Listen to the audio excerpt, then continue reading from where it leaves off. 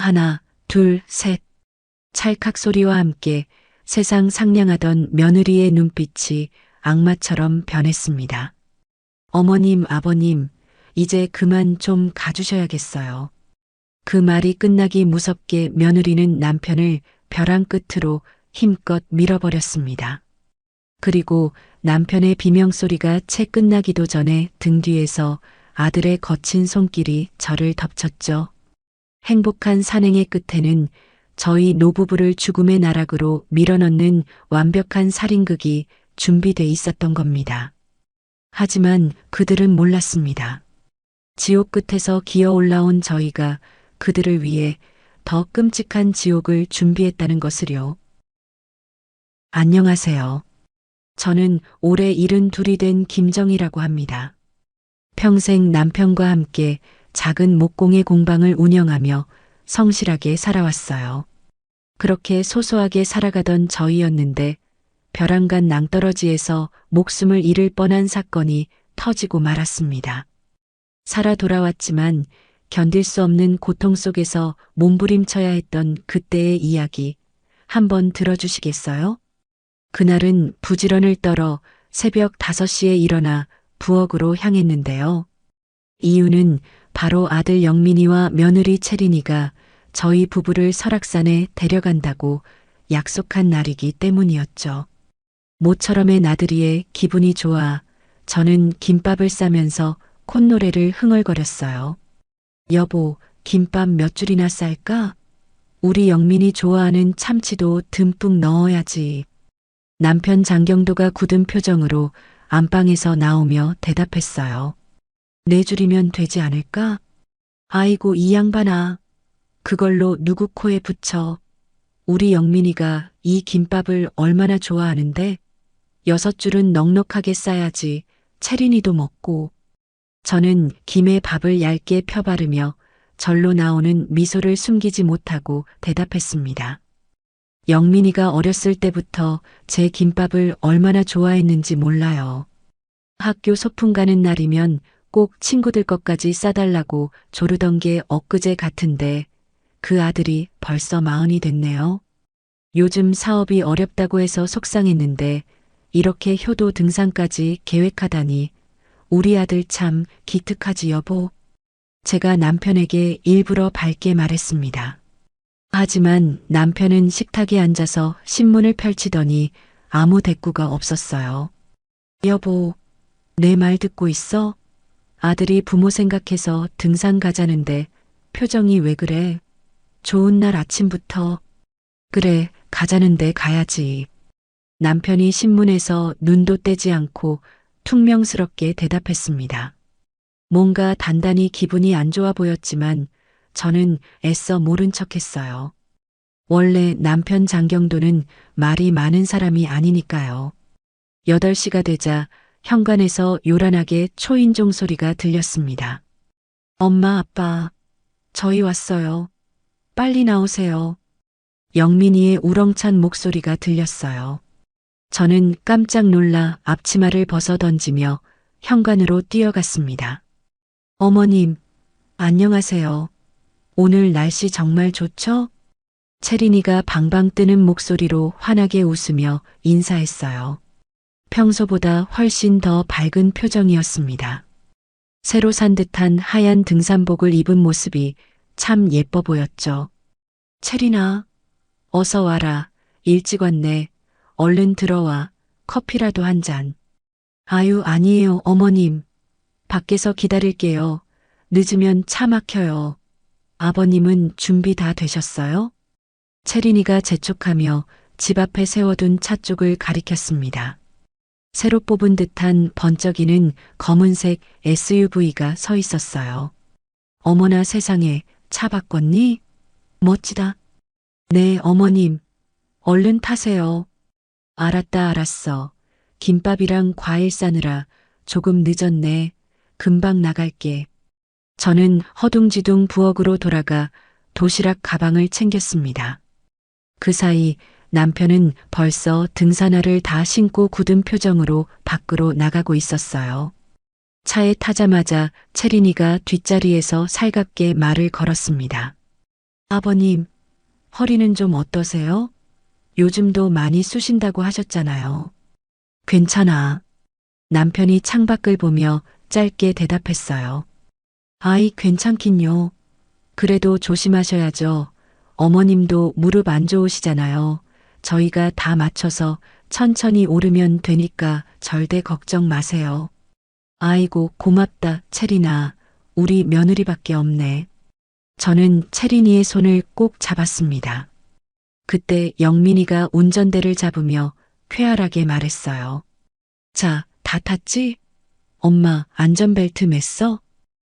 잘 맸어. 차가 새 거라 좋네. 정상에 올라가면 거기 기가 막힌 식당 있대. 엄마 좋아하는 도토리묵이랑 파전 내가 다 사줄게. 괜찮아, 영민아. 김밥 잔뜩 쌌는데 뭘. 에이, 오늘은 내가 쏘는 날이라니까. 아들만 믿으라고. 영민이가 백미러로 저를 보며 씩 웃었습니다.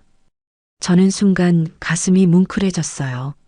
사업이 어렵다고 힘들어하더니 내색도 안 하고 저렇게 부모 생각하는 우리 아들이 너무나 기특했거든요. 고속도로에 올라서자 창밖으로 멋진 경치가 펼쳐졌습니다. 저는 문득 옛날 생각이 나서 창밖을 보며 말했어요. 영민아, 너 10살 때 처음 설악산 갔던 거 기억나? 당연히 기억하지. 엄마가 무섭다고 케이블카 타자고 해서 탔잖아. 맞아. 그때 네가 꼭대기에서 무섭다고 엉엉 울었잖아. 아, 엄마. 그게 언젠데 아직도 그래. 영민이가 머쓱한 듯 웃으며 대답했습니다. 뒷자리에 앉은 채린이도 까르르 웃음소리를 냈어요. 아버님도 그때 같이 가셨죠? 재밌으셨어요? 채린이가 남편에게 물었습니다. 그래. 남편은 여전히 창밖만 내다보고 있었어요. 저는 그런 남편의 딱딱한 옆모습을 보며 속으로 생각했습니다. 대체 왜 저렇게 말이 없을까? 아직도 아침에 내가 한 소리 때문에 기분이 안 좋은 걸까? 하지만 저는 이내 그 생각을 떨쳐버렸어요. 오늘은 모처럼 가족끼리 즐거운 하루를 보내는 날이니까요. 2시간쯤 달려서 설악산 입구에 도착했습니다. 주차장에 차를 세우자마자 채린이가 트렁크로 달려가더군요. 어머님, 아버님, 이거 쓰세요. 채린이가 반짝이는 새 등산 스틱 2세트를 꺼내서 저희에게 건넸습니다. 어머나 세상에, 이런 것까지 다 준비했어? 우린 그냥 올라가도 되는데. 무슨 말씀이세요? 어르신들 다리 힘 빠지시면 큰일 나요. 이거 꼭 짚으셔야 해요. 채린이의 말투는 꿀이라도 바른 듯 참 다정했습니다. 저는 이런 며느리를 얻은 게 정말 천운이라고 생각했죠. 영민이가 커다란 배낭을 메고 앞장서서 걸었습니다. 자, 출발합시다. 엄마 아빠 천천히 따라와. 어휴, 저 길 어떻게 올라가?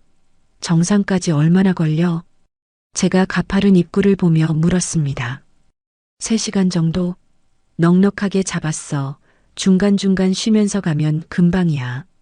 우리는 오전 9시쯤 등산로에 들어섰습니다. 아침 공기가 참 상쾌했어요. 케이블카를 타고 편하게 가는 사람들도 보였지만 영민이가 땀 흘리며 걸어서 올라가는 게 진짜 등산이라고 했거든요. 등산로는 생각보다 훨씬 가팔랐습니다. 하지만 오랜만에 가족과 함께 땀 흘리며 산을 오른다는 생각에 힘든 줄도 몰랐어요. 영민이가 씩씩하게 앞에서 길을 안내하고 채린이가 뒤에서 저를 살뜰히 챙겨줬거든요. 1시간쯤 쉼없이 오르자 숨이 턱까지 차기 시작했습니다. 아이고 힘들어. 엄마 여기서 좀 쉬었다 가자. 영민이가 저를 배려하며 평평한 바위를 가리켰어요. 저는 그곳에 털썩 주저앉아 물을 마셨습니다. 다리 안 아파? 무릎 괜찮아? 그때까지 입을 꾹 다물고 있던 남편이 처음으로 저에게 물었습니다. 괜찮아 여보. 당신은? 채린이가 준 이 스틱이 있으니까 훨씬 낫네. 저는 활짝 웃으며 남편의 손을 잡았습니다. 그런데 땀이 났는데도 남편의 손이 이상하게 차갑게 느껴졌어요. 다시 길을 나섰습니다. 점점 높이 올라갈수록 경치가 더 아름다웠어요. 저는 이 행복한 순간이 영원히 계속되기를 바랐습니다. 꼬박 3시간을 올라서 드디어 정상 부근 전망대에 도착했습니다. 저는 다리가 풀려 숨을 헐떡이며 바위에 주저앉았어요. 힘들어 죽겠다. 어휴 다리야. 엄마 괜찮아? 자, 물 드세요. 영민이가 걱정스러운 표정으로 물통을 건넸습니다. 저는 고맙다는 말도 못하고 물을 벌컥벌컥 들이켰어요. 우와, 어머님 아버님, 저기 경치 진짜 멋지지 않아요. 채린이가 갑자기 절벽 끝쪽을 가리키며 호들갑스럽게 소리쳤습니다. 어머님 아버님, 빨리요. 여기서 사진 찍으면 정말 멋있게 나오겠어요. 채린이가 저희를 아찔한 절벽 가까이로 막 손짓했어요. 저긴 난간도 없는데 위험하지 않아? 남편이 미간을 찌푸리며 불안한 듯 말했습니다. 에이, 괜찮아요, 아버님. 여기가 제일 배경이 예쁜 포토존이래요. 조심해서 천천히 가면 돼요. 이리 오세요. 채린이가 뭐가 그리 좋은지 방긋방긋 웃으며 대답했어요. 저는 아무 의심 없이 남편의 손을 잡고 채린이를 따라 천천히 절벽 쪽으로 걸어갔습니다. 발밑으로 까마득하게 펼쳐진 계곡이 보였어요. 다리가 후들거릴 만큼 아찔했지만 정말 경치가 장관이었습니다. 자, 여기 서세요. 조금만 더 뒤로요. 그래야 풍경이 다 나와요. 채린이가 저희를 정말 위험한 가장자리 끝으로 이끌었습니다. 저는 덜덜 떨며 남편 옆에 나란히 섰어요. 산 아래로 펼쳐진 풍경이 한눈에 들어왔습니다. 두 분 활짝 웃으세요. 하나, 둘, 셋. 김치. 채린이가 휴대폰을 들고 저희를 향해 연거푸 셔터를 눌렀습니다. 찰칵, 찰칵, 찰칵. 그 셔터 소리가 왜 그렇게 차갑게 들렸는지 모르겠어요. 사진을 다 찍고 나서 채린이가 휴대폰을 천천히 내렸습니다. 그런데 그 순간 방금까지 꿀 떨어지던 채린이의 눈빛이 얼음장처럼 싸늘하게 변했어요. 저는 그 낯선 눈빛에서 뭔가 끔찍하게 잘못됐다는 느낌을 받았습니다. 그리고 채린이는 그 차가운 눈빛으로 갑자기 남편에게 성큼 다가갔어요. 그리고 망설임 없이 양손으로 남편의 가슴을 힘껏 밀어버렸습니다. 채린아, 너. 으악. 남편이 저항할 틈도 없이 짧은 비명과 함께 절벽 아래로 순식간에 떨어졌습니다. 여보, 여보. 저는 절규하며 손을 뻗었습니다. 하지만 남편은 이미 까마득한 시야에서 사라진 뒤였어요. 제가 남편이 사라진 곳을 보며 넋이 나간 바로 그 순간 등 뒤에서 저를 노려보던 강한 기척이 느껴졌습니다. 영민이었어요. 채린이에 이어 제 아들 영민이가 거센 힘으로 망설임 없이 제 허리를 밀쳤습니다. 영민아. 으악. 저는 비명과 함께 균형을 잃고 공중으로 떨어졌습니다. 차가운 바람이 귓가를 세차게 스쳐 지나갔고 눈앞으로 바위와 날카로운 나뭇가지들이 빠르게 스쳐 지나갔어요. 머리를 바위 모서리에 세게 부딪혔습니다. 눈앞이 캄캄해지며 시야가 흐려졌어요. 아득해지는 의식 속에서 저 위 절벽 끝에서 영민이와 채린이가 저를 내려다보는 모습이 희미하게 보였습니다. 그 어떤 감정도 없는 그 차갑고 무표정한 두 얼굴이 제 기억 속 마지막 모습이었습니다. 정희야. 어디선가 남편의 목소리가 들리는 것 같았어요. 다행인지 불행인지 몸이 바위 틈에 걸리면서 추락이 멈춰 섰습니다. 극심한 통증이 온몸을 찢는 듯 휩쓸었고 저는 그대로 의식을 잃었습니다. 얼마나 시간이 흘렀는지 가늠조차 되지 않았습니다. 저는 천근만근 무거워진 눈꺼풀을 겨우 들어 올렸습니다. 눈을 뜨자마자 온몸을 난도질하는 듯한 끔찍한 고통이 파도처럼 밀려와 다시 눈을 꼭 감게 되었습니다. 숨을 쉴 때마다 가슴이 쿡쿡 쑤시는 게 갈비뼈가 성치 않은 것 같았습니다. 본능적으로 몸을 일으키려 했지만 왼쪽 다리가 거대한 돌덩이에 깔린 것처럼 꿈쩍도 하지 않았습니다. 아래를 내려다보니 제 다리가 기괴한 각도로 꺾여 있었습니다. 순간 공포가 밀려와 비명을 지르려던 찰나 저는 입을 틀어막을 수밖에 없었습니다. 몇 미터 아래 낯익은 회색 등산복이 바위 위에 널브러져 있었기 때문입니다. 남편 경도였습니다. 머리에서 흘러나온 붉은 피가 바위를 적시고 있는 모습에 심장이 덜컥 내려앉았습니다. 저는 덜덜 떨리는 입술로 겨우 목소리를 짜냈습니다. 여보, 여보, 정신 차려봐. 제 목소리는 모기 소리처럼 작게 새어나왔습니다. 남편은 미동도 하지 않았습니다. 저는 흙을 움켜쥐며 조금 더 힘주어 불렀습니다. 여보, 경도씨, 제발 눈 좀 떠봐. 그때 남편의 손가락이 아주 미세하게 움직였습니다. 천천히, 아주 천천히 남편이 고개를 들더니 저와 눈을 마주쳤습니다. 피투성이가 된 얼굴로 남편이 검지를 입술에 갖다 댔습니다. 쉿, 소리 내지 말라는 다급한 신호였습니다. 저는 그제야 퍼뜩 정신이 들어 숨을 죽였습니다.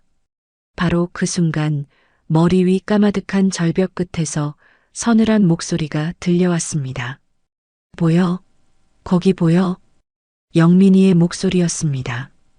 아들의 목소리가 저토록 차갑게 들릴 수 있을까요? 이어서 들려오는 며느리의 목소리는 더 충격적이었습니다. 아니, 안 보여. 너무 깊어서 바닥이 잘 안 보여. 확인해 봐야 하는 거 아니야? 혹시라도 살아있으면 어떡해. 영민이가 다급하고 불안한 목소리로 물었습니다. 하지만 채린이는 너무나도 태연하게 대꾸했습니다. 자기 제정신이야? 이 높이에서 떨어졌는데 어떻게 살아? 뼈도 못 추렸을 거야. 걱정 마. 그래도 만에 하나라도. 아이 참 답답하네 정말. 여기서 어떻게 내려갈 건데? 장비도 없잖아. 빨리 가자. 여기 오래 서 있으면 오히려 등산객들이 이상하게 봐. 채린이가 영민이를 재촉하는 소리가 들렸습니다. 알았어, 가자. 자박자박 멀어지는 발소리가 귓가에 맴돌았습니다. 발소리가 완전히 사라질 때까지 저는 온몸을 사시나무 떨듯 떨어야 했습니다.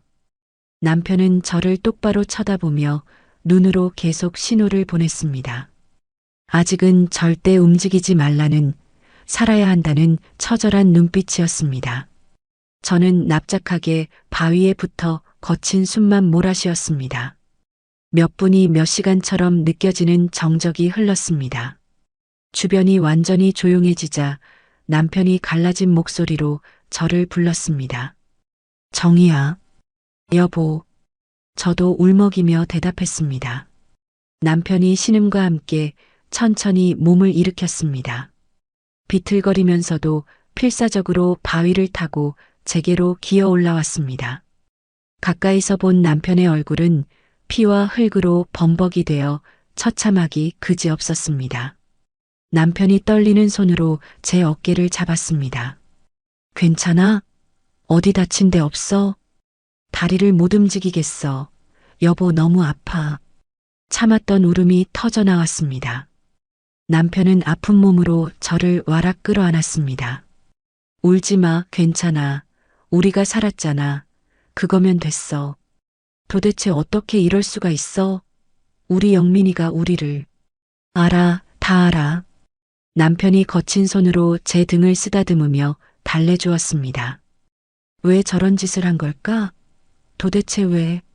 우리가 자기한테 어떻게 했는데? 내가 나중에 다 얘기해 줄게. 지금은 일단 여기서 피해야 해. 해지기 전에 움직여야 한다고. 남편이 재빨리 주변을 둘러봤습니다. 저희가 기적적으로 걸린 곳은 절벽 중간에 튀어나온 작은 바위지대였습니다. 위로는 까마득하게 절벽이 병풍처럼 솟아 있었고 아래로는 아찔한 급경사 비탈이 끝없이 이어져 있었습니다. 혹시 휴대폰 있어? 남편이 다급하게 물었습니다. 없어. 아무래도 떨어지면서 주머니에서 빠진 것 같아. 저는 황급히 주머니를 뒤져봤지만 텅 비어 있었습니다. 남편이 깊은 한숨을 내쉬었습니다. 내 것도 없네. 산산조각이 났거나 굴러떨어졌겠지. 그럼 어떡해? 구조 요청도 못하잖아. 우리 힘으로 내려가야 해. 여기서 밤을 새우다간 얼어 죽어. 남편이 결단력 있게 말하며 제 다리를 살폈습니다. 퉁퉁 부어오른 다리를 손으로 조심스럽게 만지자 비명이 절로 나왔습니다. 아야, 골절인 것 같아. 덜렁거리지 않게 고정을 해야 움직일 수 있어. 남편이 주변을 두리번거렸습니다. 마침 부러진 등산 스틱 하나가 바위 틈에 위태롭게 걸려 있었습니다. 남편이 그 스틱을 가져오더니 주저없이 입고 있던 겉옷을 벗어 찢기 시작했습니다. 찍, 찍 하는 천 찢어지는 소리가 계곡에 울렸습니다. 뭐해요? 당신 추울 텐데. 다리 고정할 거야. 이거라도 감아야 네가 덜 아파. 남편이 스틱을 제 다리 옆에 대고 찢은 옷가지로 단단히 묶기 시작했습니다. 살이 조여들 때마다 고통이 밀려왔지만 남편의 땀방울을 보며 입술을 깨물고 참았습니다. 조금만 참아. 다 됐어. 이제 일어날 수 있겠어? 남편이 마지막 매듭을 짚고 저를 부축했습니다. 제가 남편의 허리를 감싸 앉아 남편이 움찔하며 몸을 떨었습니다. 당신도 다쳤지? 갈비뼈 아파? 괜찮아. 이 정도는 아무것도 아니야.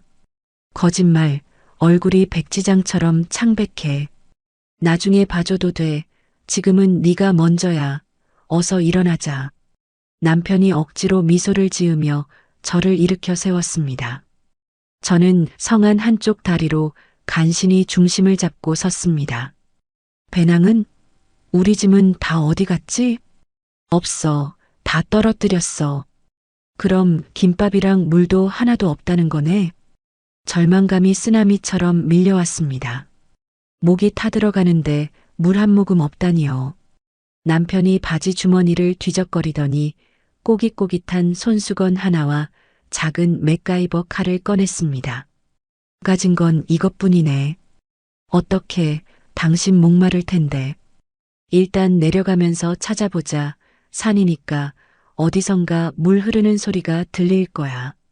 남편이 제 어깨에 팔을 두르고 단단히 부축했습니다. 우리는 한 몸이 되어 한 발짝씩 내디뎠습니다. 바위에서 바위로 덤불을 헤치며 조심스럽게 이동했습니다. 다리가 끊어질 듯 아파서 눈물이 줄줄 흘렀지만 소리내어 울 힘도 없었습니다. 남편도 옆구리를 감싸 쥐며 끙끙 앓는 소리를 삼키고 있었으니까요. 어느새 해가 서쪽으로 뉘엿뉘엿 기울기 시작했습니다. 산 그림자가 길게 드리워지니 금세 한기가 돌았습니다. 추워. 너무 추워 여보. 조금만 더 가자. 바람 피할 곳을 찾아야 해. 남편이 이를 악물고 앞장섰습니다. 1시간을 걸었을까요? 아니 기어갔다고 해야 맞겠습니다. 가시덤불에 긁혀 온몸이 상처투성이가 되었습니다. 2시간이 지나자 산속은 칠흑 같은 어둠에 잠겨버렸습니다. 더 이상 한치 앞도 분간할 수 없었습니다. 여보, 저기 봐. 남편이 큰 바위 밑 움푹 파인 곳을 가리켰습니다. 마치 작은 동굴처럼 비바람을 피할 수 있게 생긴 공간이었습니다. 오늘 밤은 여기서 자야겠어. 더 가면 위험해. 저희는 그 좁은 틈으로 파고들었습니다. 서로를 끌어안고 최대한 몸을 웅크렸습니다. 밤바람이 칼날처럼 차갑게 파고들었습니다. 제가 남편의 품에 얼굴을 묻자 그때 남편이 무거운 침묵을 깨고 입을 열었습니다. 정희야. 응? 영민이 그 녀석 말이야. 남편의 목소리가 분노와 슬픔으로 가늘게 떨렸습니다. 내가 그 녀석한테 3년 전에 돈을 빌려줬어. 가게 보증금 뺀 돈으로. 얼마나 빌려줬는데? 5억. 뭐라고? 5억이나? 저는 너무 놀라 아픈 것도 있고 남편을 쳐다봤습니다. 사업 확장 자금이 급하다고 이번만 도와주면 평생 효도하겠다고 울며불며 매달리더라고. 딱 1년만 쓰고 이자까지 쳐서 갚겠다고 해서. 그래서 설마 그 돈을 안 갚은 거야? 안 갚았어. 아니, 애초에 갚을 생각이 없었던 거지. 남편이 씁쓸하게 웃었습니다. 우리 통장이랑 집 문서, 인감 도장까지 다 채린이가 관리한다고 가져갔잖아. 기억나지? 그럼 그게 다 계획된 거였어? 응, 6개월 전에 내가 돈 얘기를 좀 꺼냈더니 영민이가 불같이 화를 내더라고. 자식한테 돈 좀 준 게 그렇게 아깝냐면서 부모가 되어서 자식 앞길 막을 거냐고 소리를 지르는데 내가 알던 아들이 아니었어. 세상에 어떻게 그럴 수가 있어? 그리고 한 달 전에 영민이 사무실에 갔다가 우연히 통화하는 걸 들었어. 뭐라고 했는데? 부모님만 없으면 그 노인네들만 사라지면 당장 정리해서 빚 막을 수 있다고. 남편의 손이 부들부들 떨렸습니다. 저는 숨이 턱 막혀왔습니다. 그때부터 뭔가 불안했어. 하지만 설마 했지.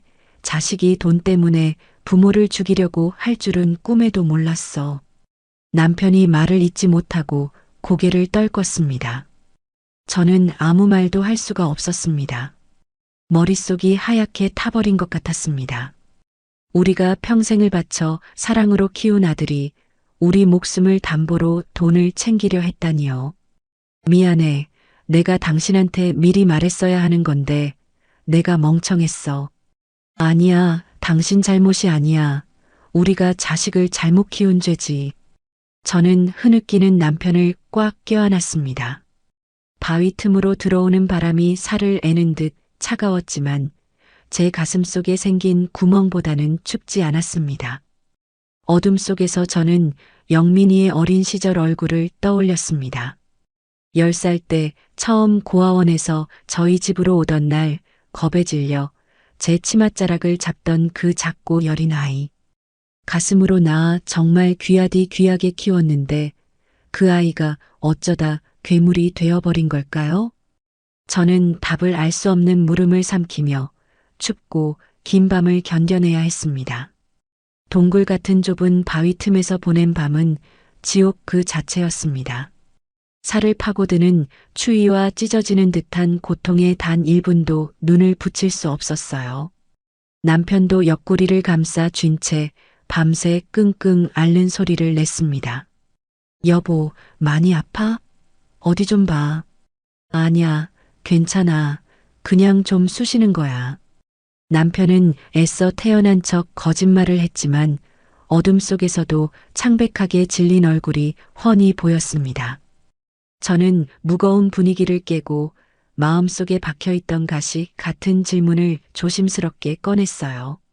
그때 영민이한테 빌려준 5억 말이야. 그거 어떻게 마련한 거야? 공방 건물까지 담보로 잡혔어. 은행 대출 받아서 보탰지. 뭐? 공방까지? 저는 숨이 턱 막혔습니다. 평생을 바쳐 일궈온 우리 부부의 전부인 공방이 날아갈 판이라니요. 우리 평생 모은 돈만으로는 모자랐어. 영민이가 무릎 꿇고 싹싹 빌면서 정말 간절하게 매달렸거든. 이번만 도와주면 사업이 대박 나서 우리 편하게 모시겠다고. 남편의 목소리가 수치심과 분노로 가늘게 떨렸습니다. 그래서 대출금 못 갚으면 우리 집이랑 공방 다 날아가는 거야? 응, 만약 이번 달까지 못 막으면 경매로 넘어갈 수도 있어. 저는 기가 차서 말문이 막혔습니다. 채린이가 저번에 권리증이랑 통장, 인감까지 싹 가져간 것도 그래서였구나. 보관해준다더니. 맞아. 나중에 곰곰이 생각해보니 그게 다 처음부터 계획된 거였어. 남편이 땅이 꺼져라 한숨을 내쉬었습니다. 나는 며느리를 의심하고 싶지 않았어. 그냥 늙은 시부모 대신 잘 관리해주려는 줄로만 알았지. 내가 가보였어. 오늘 차에서 영민이랑 채린이 눈빛 봤어? 제가 떨리는 목소리로 물었습니다. 봤어. 백미러로 힐끔거리면서 서로 눈짓하는 게 뭔가 이상했어. 나도 느꼈어. 사진 찍고 나서 채린이 눈빛이 꼭 딴 사람 같더라고. 저는 절벽 위에서 셔터를 누른 직후 채린이의 얼굴에서 미소가 싹 사라지던 그 순간을 떠올렸습니다. 마치 가면을 벗어 던진 것처럼 무표정하고 서늘했던 그 눈빛. 소름이 돋았습니다. 후회해도 소용없어. 이미 일어난 일이야. 남편이 차가운 제 손을 꼭 잡으며 힘주어 말했습니다. 일단 살아야 해. 억울해서라도 살아서 나가야 해. 알았지? 응, 살아야지. 반드시 살아서 놈들 죄를 물어야지. 저는 입술을 깨물며 고개를 끄덕였습니다. 어느덧 동이 트기 시작했습니다. 지옥 같은 산속에서의 이틀째 아침이었죠. 남편이 아픈 몸을 이끌고 먼저 일어나 주변을 살폈습니다. 물을 찾아야 해. 이대로는 탈수로 쓰러져. 하루도 못 버텨. 여보, 저기 봐. 계곡 소리 안 들려? 저는 귀를 쫑긋 세웠습니다. 바람 소리 사이로 아주 희미하게 졸졸거리는 물소리가 들리는 것 같았거든요. 남편이 숲으로 들어가더니 Y자 모양으로 튼튼하게 생긴 나뭇가지를 꺾어왔습니다. 자, 이거 목발로 써. 당신 다리 질질 끌면 안 돼. 남편이 가지를 제 겨드랑이에 받쳐주니 훨씬 걷기가 수월해졌습니다. 저희는 물소리를 나침반 삼아 천천히 이동했어요. 가파른 바위를 엉덩이로 타고 내려가고 나무 뿌리를 생명줄처럼 붙잡고 비탈을 내려갔습니다. 오전 내내 걷고 또 걸어 겨우 작은 계곡을 발견했습니다. 하지만 기대와 달리 물은 흐르지 않았어요. 가뭄 탓인지 바닥만 축축하게 젖어 있을 뿐이었습니다. 아, 물이 없네. 어떡해. 저는 다리에 힘이 풀려 주저앉고 말았습니다. 기다려봐. 포기하지 마. 남편이 바짝 마른 입술을 하즈며 바위 틈을 샅샅이 뒤졌습니다. 그러다 어느 오목하게 팬 바위 웅덩이를 발견하고 소리쳤어요. 여기 있어. 여보, 여기 물 있어. 남편이 서둘러 손으로 탁한 물을 떠서 제 입에 가져다 댔습니다. 저는 남편의 흙투성이 손바닥에 입을 대고 허겁지겁 마셨어요. 비릿한 흙맛이 났지만 그 순간만큼은 세상 그 어떤 물보다 달콤했습니다. 당신도 마셔. 얼른. 응. 남편도 그제야 고인 물을 손으로 떠서 마셨습니다. 목을 축이고 나니 그제야 주변에 빨간 산딸기 같은 열매가 보였어요. 먹을 수 있는 건지 독초인지 알 수 없었지만 배가 너무 고파 눈이 뒤집힐 지경이었습니다. 여보, 이거 먹어도 될까? 모르겠어. 내가 먼저 먹어볼게. 조금만 먹어보자. 남편이 열매 하나를 따서 조심스럽게 입에 넣고 씹었습니다. 인상을 찌푸리며 꿀꺽 삼키더군요. 좀 떨긴 한데 먹을만해. 당신도 먹어. 저도 열매 몇 개를 따서 입안에 넣었습니다. 시큼하고 떫은 맛이 입안을 맴돌았지만 허기를 달래기엔 충분했습니다. 조금이라도 배를 채우니 살 것 같았어요. 낮 동안 저희는 살 길을 찾아 헤맸습니다. 밤이 되면 서로의 체온에 의지해 나무 사이에 웅크려 쪽잠을 잤죠. 그렇게 사흘째 되던 날 아침이었습니다. 남편이 일어나질 못했어요. 여보, 여보, 일어나 봐. 저는 놀라서 남편을 흔들었습니다. 남편이 끙끙 앓는 신음만 뱉어낼 뿐 눈을 뜨지 못했어요. 이마에 손을 대보니 불덩이처럼 뜨거웠습니다. 세상에 열이 펄펄 끓잖아. 저는 가슴이 철렁했습니다. 살펴보니 머리에 난 상처 부위가 벌겋게 부어오르고 누런 고름이 차 있었어요. 상처가 덧난 게 분명했습니다. 물 좀 줘. 남편이 헛소리하듯 중얼거렸습니다. 저는 다친 다리를 질질 끌며 주변을 미친 듯이 뒤졌어요. 어제 마셨던 웅덩이까지 가기에는 너무 멀었습니다. 급한 대로 나무 밑동에 맺힌 이슬을 손수건에 적셨어요. 축축해진 손수건을 남편의 갈라진 입술에 댔습니다. 여보, 조금만 참아. 내가 어떻게든 해볼게. 금방 나을 거야. 저는 펑펑 울면서 남편의 이마를 닦아주었습니다.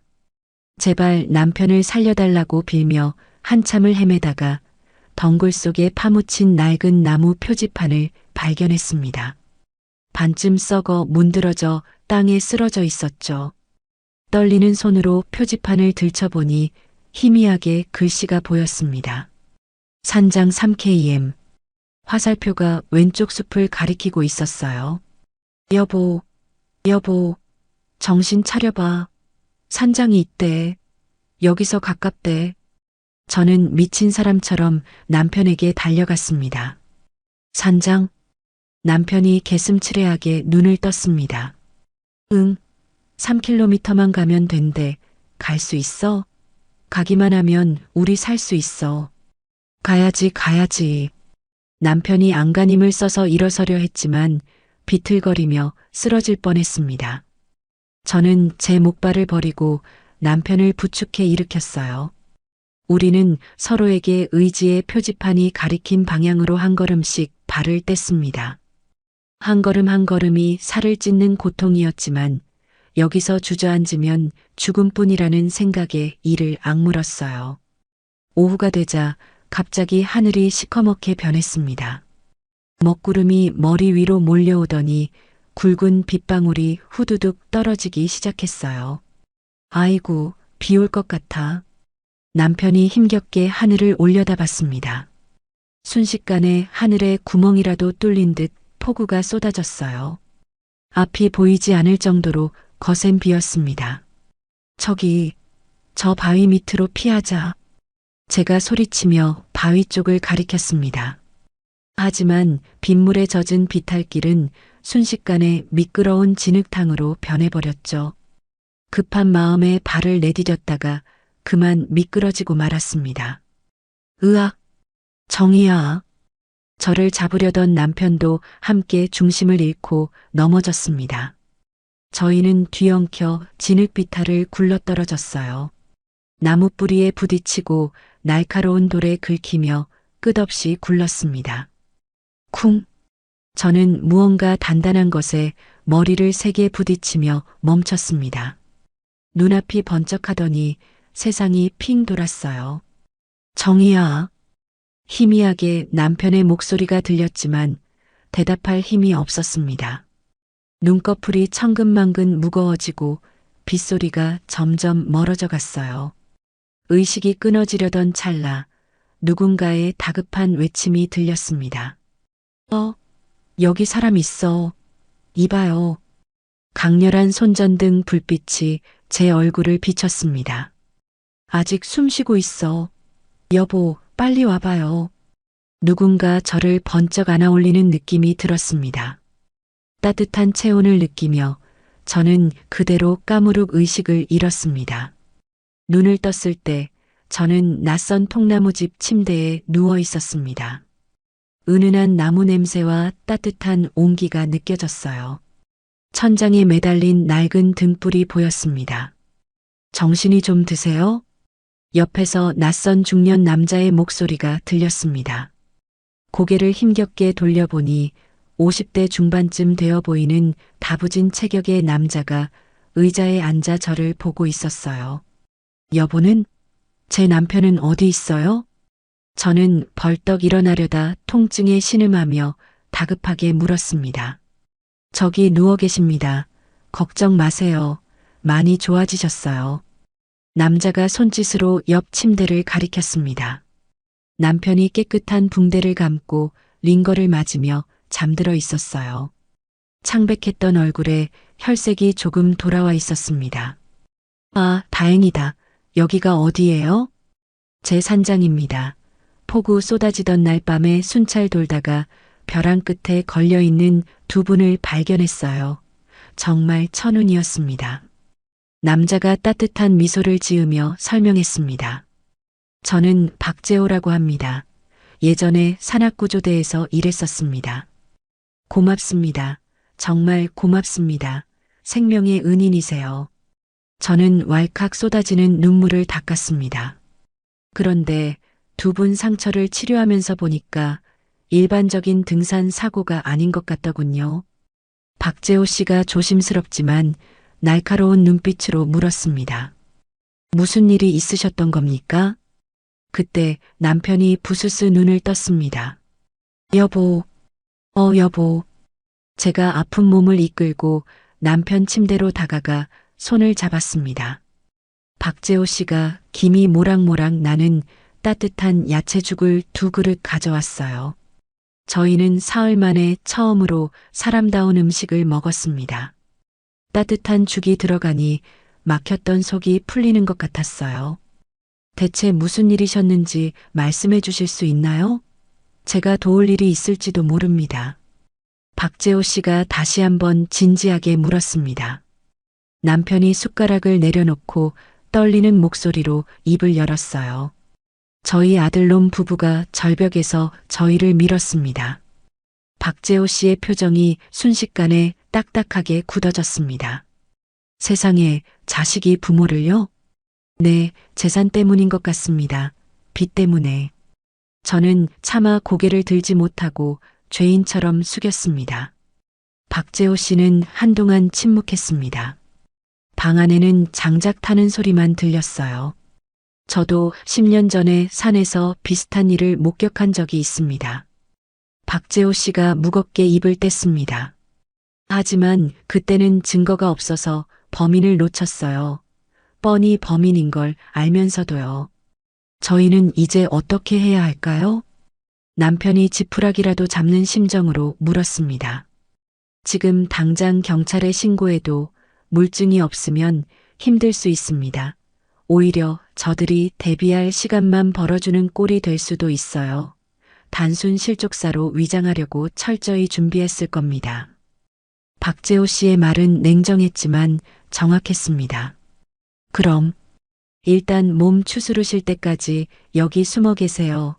아무도 모르는 곳입니다. 제가 돕겠습니다. 박재호 씨가 굳은 살 박인 손으로 저희 손을 꽉 잡아주었습니다. 그날 밤 박재호 씨가 낡은 라디오를 하나 가져와 켰습니다. 뉴스 좀 들어보시죠. 상황이 어떻게 돌아가는지 알아야 하니까요. 지지직거리는 소리와 함께 지역 뉴스가 흘러나왔습니다. 다음 소식입니다. 사흘 전 설악산에서 실종된 60대 부부의 수색 작업이 난항을 겪고 있습니다. 유족인 아들 장현민 씨는 저는 제 귀를 의심했습니다. 심장이 쿵쾅거려 터질 것 같았어요. 부모님과 함께 즐겁게 등산을 했는데 제가 잠시 화장실 다녀온 사이에 두 분이 사라지셨습니다. 제 불찰입니다. 라디오 속 영민이는 울먹이며 인터뷰를 하고 있었습니다. 아나운서의 건조한 멘트가 이어졌어요. 장 씨는 오열하며 부모님의 생환을 간절히 호소했습니다. 하지만 경찰과 구조대는 며칠간의 폭우로 인해 생존 가능성을 낮게 보고 저게 무슨 소리예요? 화장실이라니, 오열이라니. 저는 분노에 차서 라디오를 쏘아보았습니다. 남편이 주먹으로 침대 매트리스를 쾅 내리쳤어요. 짐승만도 못한 놈, 뻔뻔하게 거짓말을 해? 박재호 씨가 라디오를 껐습니다. 이미 각본을 다 짜놨군요. 벌써 여론몰이를 하고 있어요. 우리가 죽은 걸로 기정사실화하고 있네요. 저는 기가 막혀 말이 나오지 않았습니다. 영민이가 그 착했던 아들이 이미 우리를 죽은 사람 취급하며 세상 사람들 앞에서 효자 코스프레를 하고 있다니요. 이제 어떡하죠? 저렇게 나오는데. 저는 절망적인 눈으로 박재호 씨를 바라봤습니다. 박재호 씨가 흔들림 없는 눈빛으로 저희를 응시했습니다. 오히려 기회일 수 있습니다. 죽었다고 생각하고 방심하고 있을 테니까요. 저들이 긴장을 풀고 실수를 할 때 그때를 노려서 증거를 잡아야 합니다. 박재호 씨의 눈빛은 단호했습니다. 반격할 준비를 하시죠. 저는 남편의 거친 손을 꽉 움켜쥐었습니다. 더 이상 당하고만 있지 않을 것입니다. 이제 우리의 처절한 복수, 아니 생존을 위한 전쟁이 시작되는 순간이었습니다. 라디오를 끈 산장 안에는 숨막히는 침묵만이 감돌았습니다. 제 머릿속은 뒤죽박죽 엉켜버렸습니다. 아들 영민이가 이미 저희를 세상에서 지워버렸다는 사실이 도무지 실감이 나지 않았거든요. 두 분, 일단 진정하시고 제 말 좀 들어보세요. 박재호 씨가 저희 앞에 앉으며 무겁게 입을 열었습니다. 지금 당장 경찰서로 달려가면 어떻게 될까요? 안타깝지만 아무 일도 일어나지 않습니다. 증거가 없으니까요. 두 분 증언만으로는 아들 부부를 살인미수 혐의로 처벌하기 힘듭니다. 하지만 억울해서 이대로는 못 살아. 남편이 벌떡 일어나려 했지만 박재호 씨가 단호하게 막아섰습니다. 지금 나가면 오히려 저들에게 대비할 시간만 주는 꼴입니다. 변호사 선임하고 알리바이 조작하고 입 맞출 시간 주는 거라고요. 그럼 우린 대체 어떻게 해? 이대로 당하고만 있어? 제가 답답한 마음에 가슴을 치며 물었습니다. 증거를 모아야 합니다. 누구도 반박할 수 없는 결정적인 증거를요. 그리고 저들이 다 끝났다고 안심하고 강심했을 때 그때 나타나는 겁니다. 죽은 줄 알았던 두 분이 멀쩡히 살아서요. 그게 정말 가능할까? 남편이 의심 반, 기대 반 섞인 표정으로 물었습니다. 가능하게 만들어야죠. 안 그러면 두 분은 평생 유령처럼 숨어 사셔야 합니다. 박재호 씨가 단호하게 말했습니다. 저는 남편의 차가운 손을 꼭 잡았습니다. 박재호 씨 말이 옳았습니다. 우리는 어떻게든 살아 돌아가야만 했습니다. 일주일이 쏜살같이 지났습니다. 저는 이제 목발을 짚고 걸을 수 있게 되었고 남편의 상처도 아물기 시작했습니다. 어느 날 저녁 박재호 씨가 낡은 노트북을 꺼내왔습니다. 영민 씨 SNS를 좀 봐야겠습니다. 놈들이 지금 뭘 하고 있는지 감시해야죠. 박재호 씨가 영민이의 계정을 띄웠습니다. 프로필 사진은 역겹게도 3년 전 명절에 찍은 저희 가족 사진이었습니다. 이것 좀 보세요. 박재호 씨가 가리킨 화면에는 영민이가 올린 부고 글이 있었습니다. 사랑하는 부모님의 장례식을 치릅니다. 부디 오셔서 마지막 가시는 길 배웅해 주세요. 불효자 영민 올림. 댓글에는 효자라느니 힘내라느니 하는 가증스러운 위로가 가득했습니다. 저는 온몸이 부르르 떨렸습니다. 자기가 벼랑 끝에서 밀어넣고 죽게 만들고는 저렇게 뻔뻔하게 글을 올리다니요. 채린 씨 계정도 봅시다. 박재호 씨가 이번엔 채린이 SNS를 검색했습니다. 어머님, 아버님, 너무 보고 싶어요. 거기선 아프지 말고 편히 쉬세요. 채린이가 올린 글에는 저희와 함께 찍은 사진이 걸려 있었습니다. 저 여우 같은 게. 저는 분노에 눈앞이 캄캄해졌습니다. 남편이 참다 못해 노트북을 쾅 닫아버렸습니다. 이런 거 봐서 뭐해. 속만 터지지. 남편이 소리쳤습니다. 진정하세요. 어르신, 냉정해지셔야 복수할 수 있습니다. 박재호 씨가 차분하게 말하며 다시 검색을 시작했습니다. 법률 정보를 보니 영민 씨가 서두를 겁니다. 빚이 급하다고 했으니 사망 신고가 되는 대로 재산을 정리하려고 들겠죠. 우리 집 권리증이랑 통장이 다 그년 손에 있어. 인감도장까지 싹 다. 남편이 이를 갈았습니다. 그것도 역으로 증거가 됩니다. 멀쩡한 시부모 재산을 왜 며느리가 미리 다 챙겨갔을까요? 계획 범죄의 정황 증거죠. 박재호 씨가 수첩에 메모했습니다. 혹시 절벽에서 밀 때 주변에 CCTV나 목격자는 없었나요? 주차장엔 CCTV가 있을 거야. 들어갈 땐 넷이었는데 나올 땐 둘이면 증거가 되지 않겠어? 남편이 기억을 더듬어 말했습니다. 맞습니다. 제 후배가 관리사무소에 있으니 영상은 구할 수 있을 겁니다. 그리고 절벽 위 상황은요? 아, 맞다. 그때 채린이가 사진을 찍었어. 저는 갑자기 번뜩이는 기억에 소리쳤습니다. 우리 밀어버리기 직전에 사진 찍어준다며 계속 찍어댔어. 그거면 됩니다. 디지털 사진에는 촬영 시간과 위치 정보가 남거든요. 놈들 폰만 확보하면 결정적인 증거가 될 겁니다. 박재호 씨의 눈이 빛났습니다. 며칠 후 마을에 다녀온 박재호 씨의 표정이 심상치 않았습니다. 소식 들었습니다. 영민 씨가 두 분 사시던 집에 이사업체를 불렀답니다. 뭐, 이사업체? 남편이 벌떡 일어났습니다. 집안에 있는 가구랑 살림살이 다 빼내고 돈 되는 건 벌써 다 챙겨갔대요. 은행에도 가서 예금 인출하려다 거절당했답니다. 이런 천하의 불효자식 놈들. 우리가 죽은 지 얼마나 됐다고 벌써 집을 털어. 저는 억장이 무너져 가슴을 쥐어뜯었습니다. 평생 손때 묻은 내 집이 남의 손에 넘어가다니요. 하지만 좋은 소식도 있습니다. 주차장 CCTV를 확인했는데 들어올 땐 4명, 나갈 땐 2명인 게 찍혀 있답니다. 명백한 정황 증거입니다.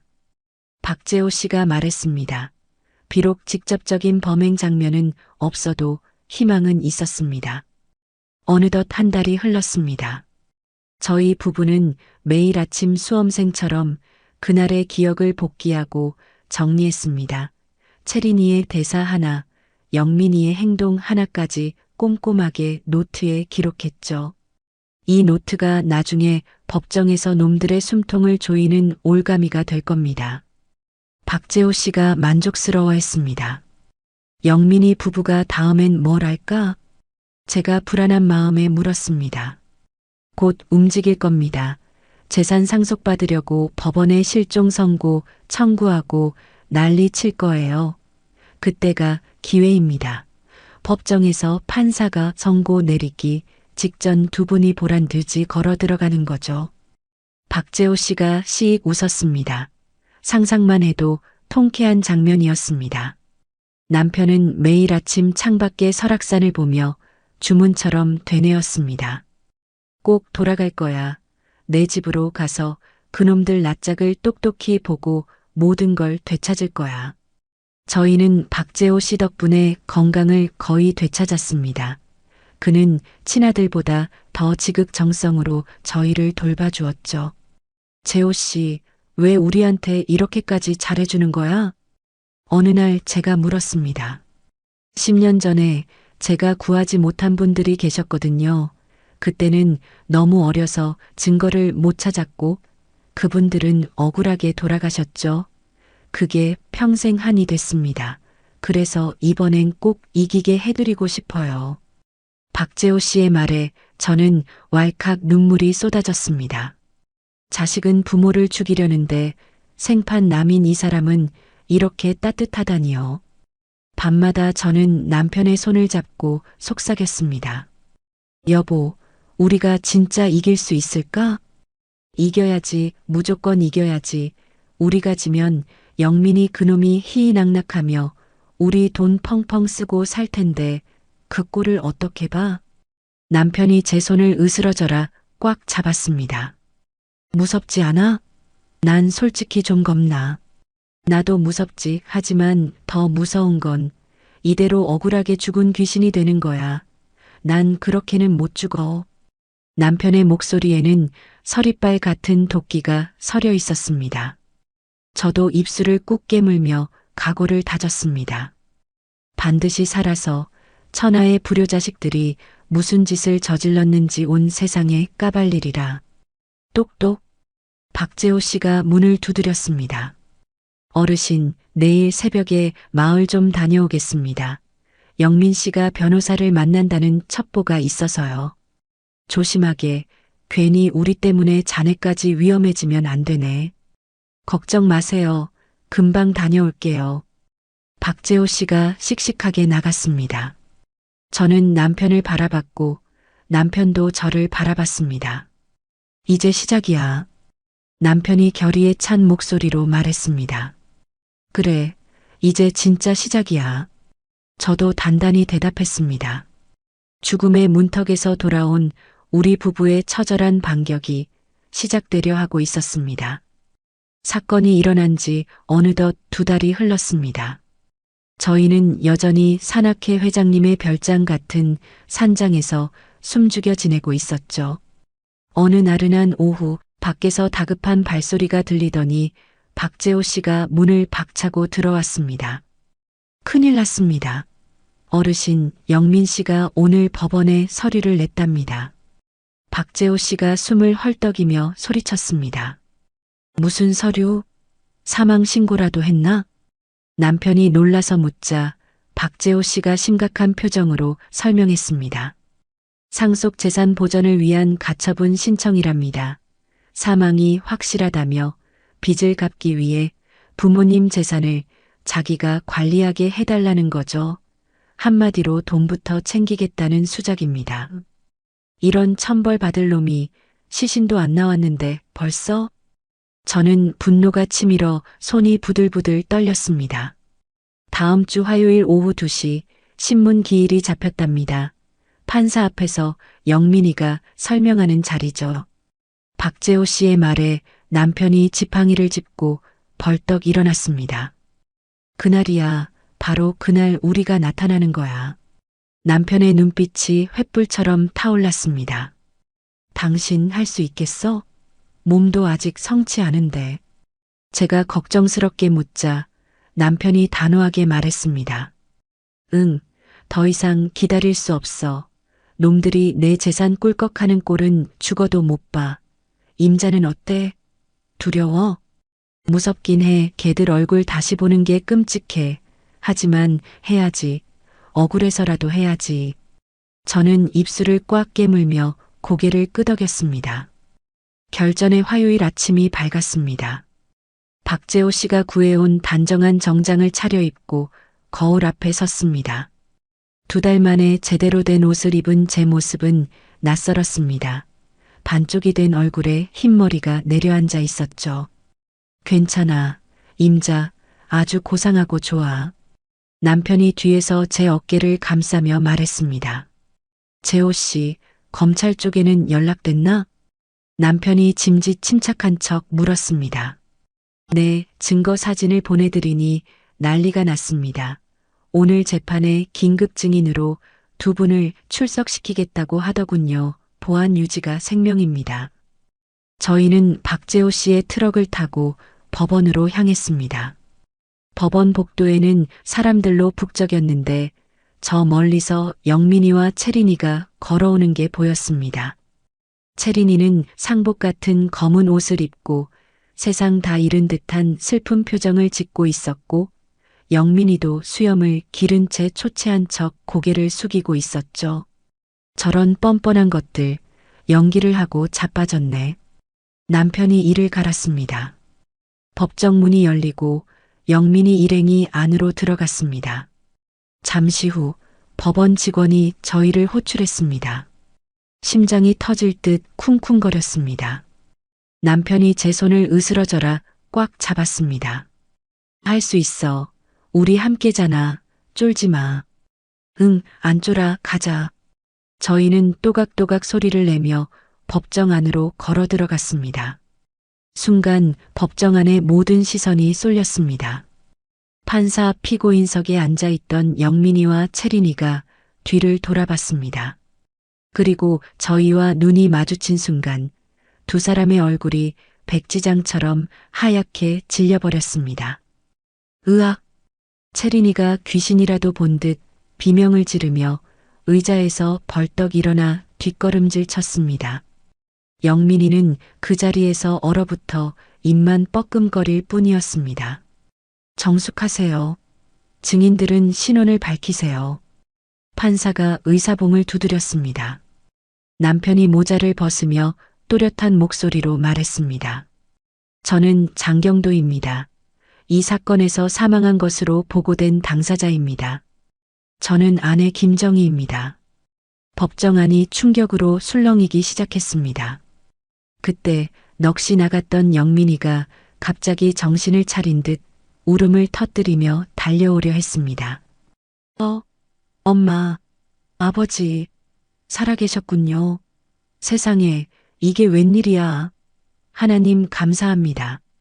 영민이가 바닥에 주저앉아 통곡하는 연기를 시작했습니다. 정말 소름 끼치는 연기력이었죠. 기적이에요, 여보. 어머님, 아버님이 살아계셔. 채린이도 눈물을 펑펑 쏟으며 맞장구를 쳤습니다. 조용히 하지 못해요? 여기가 어디라고 떠듭니까? 판사가 호통을 쳤습니다. 장경도 씨, 무슨 일이 있었는지 설명해 보십시오. 남편이 마이크 앞에 섰습니다. 법정 안의 공기가 무겁게 가라앉았습니다. 2달 전 설악산 정상 부근 절벽에서 며느리가 사진을 찍어준다며 저희를 절벽 끝으로 유인했습니다. 그리고 사진을 찍은 직후 며느리 오채린이 제 가슴을 두 손으로 힘껏 밀었습니다. 거짓말이에요. 아버님, 왜 그러세요? 채린이가 악을 쓰며 소리쳤습니다. 입 다물어. 그리고 제 아들 장영민은 제 아내를 밀었습니다. 저희는 차디찬 절벽 아래로 떨어졌습니다. 자식놈 손에 죽을 뻔했단 말입니다. 남편의 절규에 방청석이 경악으로 술렁거렸습니다. 이어 제가 증언했습니다. 사진을 다 찍고 나서 채린이 눈빛이 변했어요. 아주 차갑게. 그러고는 남편을 밀었어요. 웃으면서 말도 안 되는 소리. 치매예요. 부모님이 지금 충격으로 치매가 오신 거예요. 영민이가 핏대를 세우며 외쳤습니다. 그때 박재호 씨가 증언석에 섰습니다. 저는 구조대 출신 산장지기입니다. 폭우가 쏟아지던 날 절벽 아래 숲에서 피투성이가 된 2분을 구조했습니다. 2분은 정신을 차리자마자 아들이 밀었다고 했습니다. 검사가 자리에서 일어나 결정적인 증거를 제시했습니다. 주차장 CCTV 영상입니다. 오전 9시에 4명이 입산했으나 오후 4시에는 피고인 2명만 차를 타고 귀가했습니다. 증거들이 하나씩 나올 때마다 영민이와 채린이의 얼굴이 흑빛으로 변해갔습니다. 판사가 싸늘한 표정으로 말했습니다. 이건 재산관리 사건이 아니라 살인 미수 사건이군요. 피고인 장영민, 오채린을 현행범으로 체포합니다. 이건 모함입니다. 억울합니다. 변호사가 항의했지만 경찰들이 들이닥쳐 2 사람에게 수갑을 채웠습니다. 궁지에 몰린 채린이가 갑자기 표정을 싹 바꾸더니 악기처럼 소리쳤습니다. 아, 당신들이 죽었어야 했어. 그냥 곱게 죽지 왜 살아 돌아온 거야? 늙은이들이 돈 움켜쥐고 안 죽으니까 이 사달이 난 거잖아. 법정안이 충격으로 얼어붙었습니다. 본색을 드러낸 며느리의 자백이나 다름없었죠. 오채린, 닥쳐. 영민이가 기겁하며 말렸지만 이미 늦었습니다. 경찰들에게 질질 끌려나가는 2 사람의 뒷모습을 보며 저는 다리가 풀려 주저앉을 뻔했습니다. 고생 많으셨습니다. 정의가 살아있다는 걸 보여주셨네요. 판사가 저희에게 정중히 인사했습니다. 법정을 나서자 따사로운 오후의 햇살이 눈부시게 쏟아졌습니다. 2달 동안 어둠 속에 갇혀 있다가 처음으로 느끼는 따뜻하고 자유로운 햇빛이었습니다. 남편이 제 손을 꼭 쥐었습니다. 끝났어. 여보, 드디어 끝났어. 응, 진짜 끝났어. 이제 집에 가자. 저는 남편의 가슴에 얼굴을 묻고 펑펑 울었습니다. 슬픔이 아닌 안도와 기쁨의 눈물이었습니다. 저희는 생명의 은인인 박재호 씨와 함께 법원 계단을 천천히 내려갔습니다. 길고 길었던 어둠의 터널을 지나 이제야 진짜 우리의 삶을 다시 시작할 수 있게 된 것입니다. 증거를 모아 경찰에 신고한 지 일주일이라는 시간이 흘렀습니다. 저희는 산악회 회장님의 산장에서 경찰 조사 결과를 초조하게 기다리고 있었죠. 그러던 어느 날 오후 산장 전화벨이 요란하게 울렸습니다. 박재호 씨가 전화를 받았습니다. 네, 박재호입니다. 박재호 씨의 표정이 순식간에 굳어지더군요. 뭐라고요? 고소를요? 저는 불안한 마음에 남편과 박재호 씨를 번갈아 쳐다봤습니다. 알겠습니다. 일단 끊겠습니다. 박재호 씨가 무겁게 수화기를 내려놓았습니다. 무슨 일인가? 고소라니? 남편이 급하게 묻자 박재호 씨가 한숨을 쉬며 말했습니다. 영민 씨가 두 분을 역으로 고소했답니다. 뭐, 그 망할 놈이 우릴 고소해? 저는 기가 막혀서 말문이 막혔습니다. 사망 사기죄 및 무고죄랍니다. 보험금을 노리고 자작극을 벌여놓고는 자기들을 살인범으로 몰았다고 주장한답니다. 말도 안 돼. 우리가 무슨 보험금을 노려? 그게 말이나 되는 소린가? 남편이 펄쩍 뛰며 소리쳤습니다. 두 분 명의로 된 소액생명보험이 있잖아요. 그걸 핑계 삼아 두 분이 빚 때문에 보험 사기를 쳤다고 몰아가고 있어요. 아이고 세상에. 그건 10년 전에 든 쥐꼬리만 한 보험이야. 그걸로 무슨 사기를 쳐? 저는 어이가 없어 가슴을 쳤습니다. 채린 씨는 경찰 조사에서 두 분이 평소 빚 때문에 죽고 싶다는 말을 자주 했다고 거짓 진술을 했답니다. 아주 작정하고 판을 짰어요. 거짓말이야. 우리한테 무슨 빚이 있어. 빚은 지들이 졌지. 남편이 분에 못 이겨 주먹으로 탁자를 내리쳤습니다. 게다가 영민 씨 측 변호사는 절벽에서 밀었다는 직접적인 증거가 없다고 물고 늘어지고 있어요. 그냥 두 분이 실종됐고 자기들은 찾다가 못 찾아서 신고했을 뿐이라고요. 박재호 씨의 목소리가 점점 무거워졌습니다. CCTV 영상은? 그건 증거가 안 되나? 제가 다급하게 물었습니다. 그것만으로는 부족하답니다. 두 분이 차에서 내린 것과 영민 씨 부부만 돌아온 것만 찍혀 있으니까요. 영민 씨 측은 두 분이 산에서 몰래 도망쳤다고 주장하고 있어요. 그럼 우리가 불리한 건가? 이대로 우리가 사기꾼이 되는 거야? 경찰이 추가 조사가 필요하다고 했습니다. 하지만 현재로선 상황이 썩 좋지 않아요. 확실한 물증이 더 필요합니다. 박재호 씨가 깊은 한숨을 내쉬었습니다. 며칠 후 더 나쁜 소식이 들려왔습니다. 영민이 측 변호사가 언론에 교묘하게 정보를 흘린 모양이었습니다. 두 분이 치매 초기 증상이 있다고 인터뷰를 했더군요. 박재호 씨가 가져온 신문을 펼쳐 보여줬습니다. 망상을 하는 것일 수도 있다? 이게 무슨 개소리야. 저는 신문을 집어던지며 치를 떨었습니다. 지역 커뮤니티에도 벌써 글이 올라왔습니다. 박재호 씨가 노트북을 켜서 댓글창을 보여줬습니다. 영민 씨 효자로 유명한데 그럴 리가 없다. 노인네들이 노망나서 자식을 잡네. 돈독 오른 노인들이 무섭다는 식의 악플들이 줄을 이었습니다. 저는 화면을 보다가 그만 울음이 터지고 말았습니다. 왜 아무도 우리 말을 안 믿어주는 거야? 우리가 피해자인데. 진정해요, 임자. 아직 끝난 게 아니야. 우리가 진실을 밝히면 돼. 남편이 저를 다독였지만 상황은 점점 늪으로 빠져드는 것 같았습니다. 어느 날 밤 산장 밖에서 낯선 엔진 소리가 들렸습니다. 이 깊은 산속에 차가 올 일이 없는데 말이죠. 뭐지? 이 밤중에. 남편이 창문으로 밖을 내다봤습니다.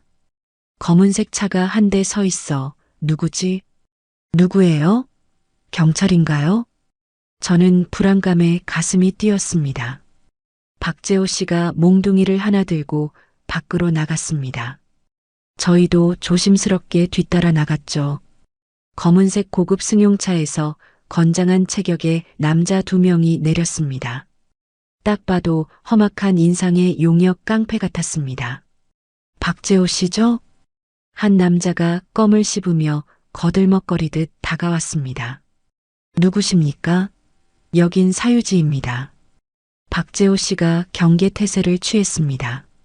장영민 씨가 보냈습니다. 어르신들께 전할 말이 있어서요. 할 얘기 없으니까 돌아가. 남편이 앞으로 나서며 단호하게 말했습니다. 어르신, 영민 씨가 합의를 원하십니다. 아주 거액을 주시겠답니다. 이거면 남은 여생 떵떵거리고 사실 수 있어요.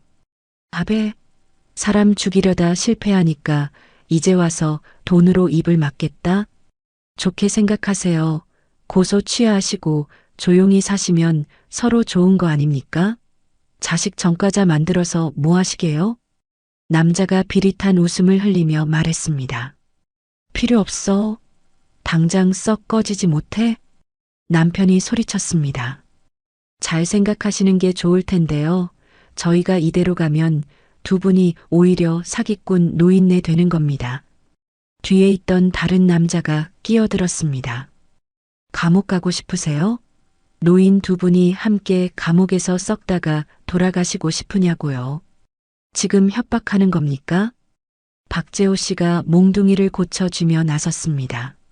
협박이 아니라 현실적인 충고죠. 영민 씨는 대한민국 최고 로펌 썼어요. 두 분은 절대 못 이깁니다. 남자의 목소리가 얼음장처럼 차갑게 변했습니다. 당장 꺼지지 않으면 경찰 부를 겁니다. 하나, 둘. 박재호 씨가 휴대폰을 꺼내 들자 남자들이 칫하고 혀를 차며 차에 탔습니다. 두고 봅시다. 나중에 피눈물 흘리지 마죠. 차가 흙먼지를 일으키며 떠나갔습니다. 다음 날 아침 박재호 씨가 밖에 나갔다가 비명을 질렀습니다. 이런 개만도 못한 놈들. 저희가 놀라서 뛰어나가 보니 박재호 씨의 트럭 타이어가 모두 갈기갈기 찢겨 있었습니다. 누가 봐도 칼로 난도질해 놓은 자국이 선명했죠. 어제 그놈들이 한 짓이구먼. 천하에 몹쓸 것들. 남편이 혀를 찼습니다. 여기도 이제 안전하지 않습니다. 놈들이 위치를 알았으니 또 올 거예요. 박재호 씨가 심각한 표정으로 말했습니다. 어떡하지? 깔 데도 없는데. 저는 덜컥 겁이 났습니다. 산악회 회장님 별장으로 가시죠. 거긴 더 깊은 산속이라 아무도 모릅니다. 제가 모시겠습니다. 박재호 씨가 결단을 내렸습니다. 그날 밤 저희는 짐을 싸서 더 깊은 산속에 있는 별장으로 거처를 옮겼습니다. 마치 범죄자가 된 기분이었지만 살기 위해선 어쩔 수 없었죠. 별장에서 숨어 지낸 지 며칠이 지났습니다. 박재호 씨가 매일 마을로 내려가 소식을 물어다 주었는데 하루는 헐레벌떡 뛰어들어왔습니다. 찾았습니다. 채린 씨 사진 찾았어요. 무슨 사진? 남편이 눈을 동그랗게 뜨고 물었습니다. 그날 절벽에서 찍은 사진이요. 채린 씨 인스타그램 비공개 계정에 올라와 있더라고요. 마지막 여행이라는 태그랑 같이요. 박재호 씨가 노트북 화면을 보여줬습니다. 절벽 끝에 위태롭게 서 있는 저희 부부의 뒷모습이 찍힌 사진이었습니다. 이게 증거가 되나? 제가 떨리는 목소리로 물었습니다. 물론이죠. 사진 메타데이터를 확인해 봤는데 찍힌 시각이 오후 2시 13분입니다. 두 분이 추락했다고 진술한 시각이 2시 15분이고요. 즉, 사고 직전까지 같이 있었다는 결정적 증거입니다. 영민 씨 측에 실종됐다는 주장을 완전히 뒤집을 수 있어요. 오, 그럼 이걸 경찰에 주면 되는 건가? 남편의 얼굴에 화색이 돌았습니다. 네, 이것만 있으면 채린 씨 휴대폰 압수수색 영장도 받을 수 있을 겁니다. 폰만 털면 검색 기록, 문자, 통화 내용 다 나올 테니까요. 박재호 씨가 자신 있게 주먹을 불끈 쥐었습니다. 저는 남편의 손을 꼭 잡았습니다. 드디어 긴 터널의 끝이 보이는 것 같았습니다. 하지만 기쁨도 잠시였습니다. 며칠 후 박재호 씨가 어두운 표정으로 돌아왔습니다. 채린 씨 변호사가 영장에 이의를 제기했답니다. 무슨 이유로? 사생활 침해랍니다. 정당한 이유 없이 개인 휴대폰을 압수할 수 없다면서 법적으로 걸고 넘어지고 있어요. 판사가 심리를 다시 하겠다고 했답니다. 말도 안 돼. 살인 미수 증거가 저기 있는데 사생활이라니. 저는 억장이 무너져 소리쳤습니다. 법적 공방이 길어질 것 같습니다. 시간이 좀 걸리겠어요. 죄송합니다. 박재호 씨가 고개를 떨궜습니다. 또 기다려야 하는 건가? 언제까지 이렇게 숨어 살아야 해? 저는 바닥에 주저앉아 하염없이 눈물을 흘렸습니다. 세상은 돈 있고 힘 있는 놈들 편인 것만 같아 절망스러웠습니다. 정희야, 일어나, 괜찮아. 남편이 저를 일으켜 세우며 단단한 목소리로 말했습니다. 포기하면 안 돼. 여기서 무너지면 저놈들 좋은 일만 시키는 거야.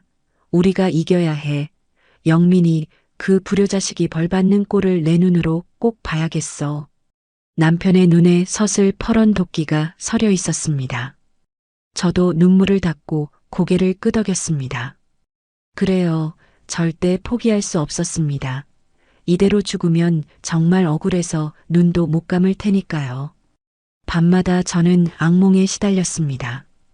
끝도 없는 절벽에서 떨어지는 꿈, 영민이의 차가운 비웃음, 채린이가 남편을 밀던 그 섬뜩한 손길. 깨어나면 온몸이 식은 땀으로 흠뻑 젖어 있었죠. 또 악몽 꿨어? 남편이 자다가 깨어 저를 안아주었습니다. 응, 매일 밤 똑같은 꿈을 꿔. 무서워, 여보. 곧 끝날 거야. 조금만 더 참자. 해 뜨기 전이 제일 어둡다잖아. 남편이 제 등을 토닥여 주었습니다. 창밖으로 쏟아질 듯한 별들이 보였습니다. 저는 그 별들을 보며 간절히 기도했습니다. 제발 이 지루한 싸움이 끝나기를, 우리가 이기기를, 실이 승리하기를. 똑똑. 박재호 씨가 조심스럽게 문을 두드렸습니다. 어르신들, 내일 새벽에 또 마을에 다녀오겠습니다. 뭔가 돌파구가 있을 겁니다. 조심하게나 잔이가 다치면 절대 안 되네. 몸 사려야 해. 제가 박재호 씨의 손을 잡으며 말했습니다. 걱정 마세요. 제가 반드시 결정적인 증거 찾아오겠습니다. 박재호 씨가 씩씩하게 웃으며 나갔습니다. 저는 남편을 바라봤습니다. 여보, 우리 진짜 이길 수 있을까? 이겨야지. 우리가 진실인데 거짓이 진실을 이길 순 없어. 남편이 확신에 찬 목소리로 말했습니다. 저도 다시 한번 각오를 다졌습니다. 끝까지 싸우겠다고. 절대 저 악마 같은 것들에게 지지 않겠다고. 경찰이 채린이의 휴대폰 압수수색 영장을 받았다는 소식이 들려온 날이었습니다. 박재호 씨가 급하게 별장으로 달려왔습니다. 어르신들, 좋은 일입니다. 박재호 씨가 숨을 헐떡이며 말했습니다. 무슨 일이야? 영장이 나왔대? 남편이 물었습니다. 더 대박인 게 터졌습니다. 목격자가 나타났어요. 목격자? 제가 깜짝 놀라 되물었습니다. 네. 그날 설악산에 있던 대학생 커플이 뉴스 보고 경찰에 연락했답니다. 박재호 씨가 흥분하며 설명했습니다. 뭐라고 했는데? 정상 부근에서 쉬고 있었는데 절벽 쪽에서 비명소리랑 고함소리를 들었대요. 시간이 오후 2시 15분쯤으로 두 분 사고 시각이랑 정확히 일치합니다. 그것만으로도 증거가 되나? 남편이 조바심을 냈습니다. 더 있습니다. 남학생이 풍경을 찍던 영상에 두 분 일행이 찍혔답니다. 뭐라고? 영상이 있어? 저는 믿기지 않아 입을 다물지 못했습니다. 멀리서 찍힌 거라 흐릿하긴 한데 채린 씨가 누군가를 미는 동작이랑 영민 씨가 뒤에서 움직이는 게 보인답니다. 박재호 씨가 휴대폰으로 전송받은 캡처 사진을 보여줬습니다. 작은 화면 속에 희미하지만 분명한 절벽 끝에 네 사람이 보였습니다. 세상에, 하나님이 도우셨네. 저는 가슴을 쓸어내렸습니다. 경찰이 영상을 분석했는데 목격자 진술이랑 합치면 충분한 증거가 된답니다. 영민 씨 부부를 살인미수 혐의로 다시 소환했대요. 박재호 씨가 환하게 웃었습니다. 저는 남편을 와락 껴안았습니다. 드디어 희망이 보였습니다. 며칠 후 박재호 씨가 또 소식을 가져왔습니다. 채린 씨가 무너지기 시작했답니다. 박재호 씨가 상기된 목소리로 말했습니다. 무슨 소리야? 검찰 조사에서 영민 씨랑 채린 씨가 서로 내 탓이라며 싸운답니다. 영민 씨는 끝까지 오리발 내미는데 채린 씨가 압박을 못 견디고 자백했대요. 자백? 정말이야? 남편이 눈을 크게 떴습니다. 네, 휴대폰 포렌식 결과가 결정타였습니다. 사건 일주일 전부터 실족사, 상속 절차, 생명보험금 수령 같은 검색 기록이 쏟아져 나왔거든요. 영민 씨랑 주고받은 문자도 다 복구됐고요. 거기에 이번 주말에 끝내자, 실수처럼 보이게 해. 이런 문자가 있었대요. 이런 악마 같은 년. 저는 온몸에 소름이 돋아 치를 떨었습니다. 채린 씨 진술에 따르면 영민 씨 사업비 때문에 먼저 부모님 재산을 노리자고 제안했답니다. 처음엔 자연사를 기다리자고 했는데 영민 씨가 시간이 없다고 재촉해서 그래서 우릴 밀었대? 남편이 떨리는 목소리로 물었습니다. 채린 씨가 아버님을 밀었고 영민 씨가 어머님을 밀었다고 자백했습니다. 박재호 씨가 조심스럽게 대답했습니다. 저는 그 말을 듣고 털썩 주저앉았습니다. 제 아들이 내 새끼가 정말로 내 등을 밀었다는 게 확인된 순간이었습니다. 그리고 한 가지 더 있습니다. 박재호 씨가 말을 이었습니다. 뭐가 더 있어? 영민 씨가 평소에 자기가 입양아라는 사실에 콤플렉스가 심했답니다. 부모님이 자기를 친자식처럼 안 대한다고 불만이 많았대요. 말도 안 돼. 정말 누구보다 더 귀하게 키웠는데. 남편이 억울함에 가슴을 쳤습니다. 채린 씨가 그 열등감을 부추겼답니다. 어차피 남의 자식 취급하면서 재산도 안 줄 거라고요. 저는 아무 말도 할 수 없었습니다. 영민이가 그런 삐뚤어진 생각을 하고 있었다니 제 사랑이 부족했던 걸까요? 6개월이라는 긴 시간이 흐르고 드디어 1심 선고 공판이 열렸습니다. 법정안은 사람들로 가득 찼고 저희는 다시 증언석에 섰습니다. 피해자 진술을 시작하겠습니다. 판사가 말했습니다. 저는 떨리는 목소리로 마이크를 잡았습니다. 영민이를 10살 때 고아원에서 데려왔습니다. 제 뱃속으로 낳지는 않았지만 가슴으로 낳아 정말 제 목숨보다 귀하게 키웠습니다. 눈물이 왈칵 쏟아졌습니다. 대학 보내고 결혼시키고 사업 자금까지 다 줬어요. 저희가 평생 피땀 흘려 모은 돈 전부를요. 그런데 그 아이가 저를 밀었습니다. 법정안이 숙연해졌습니다. 이어 남편이 마이크를 잡았습니다. 영민이한테 5억을 빌려줬습니다. 우리 집까지 담보로 잡혀서요. 근데 그 녀석은 고마워하기는커녕 더 내놓으라고 화를 냈습니다. 부모가 자식 돕는 게 당연하다면서요. 남편의 목소리가 분노와 슬픔으로 떨렸습니다. 우리는 단 한 번도 영민이를 남이라고 생각한 적 없는데 그 녀석은 스스로 우리를 남이라 생각하고 벽을 쌓았습니다. 그게 제일 가슴 아픕니다. 영민이의 최후 진술 시간이 되었습니다. 저는 평생 입양아라는 게 콤플렉스였습니다. 친부모가 아니라는 게 항상. 영민이가 고개를 숙이고 웅얼거렸습니다. 그래도 이건 아니잖아. 네가 사람이야? 제가 참지 못하고 소리쳤습니다. 한순간의 잘못된 판단이었습니다. 용서해 주세요. 영민이가 저희를 바라봤지만 그 눈에는 진심 어린 반성보다는 억울함이 서려 있었습니다. 판사가 판결문을 읽어 내려갔습니다. 피고인 장영민, 피고인 오채린, 존속살해 미수, 사기 미수 등 모든 혐의를 유죄로 인정합니다. 피고인 장영민에게 징역 12년을, 피고인 오채린에게 징역 10년을 선고합니다. 땅, 땅, 땅. 판결봉 소리와 함께 영민이가 그 자리에 무너져 내렸습니다. 채린이는 넋이 나간 듯 멍하니 앉아 있었죠. 저는 남편의 손을 꽉 잡았습니다. 드디어 끝났습니다. 법정을 나서자 쏟아지는 카메라 플래시 세례 속에 기자들이 몰려왔습니다. 한 말씀 부탁드립니다. 심경이 어떠십니까? 남편이 담담하게 말했습니다. 정의가 승리했습니다. 그뿐입니다.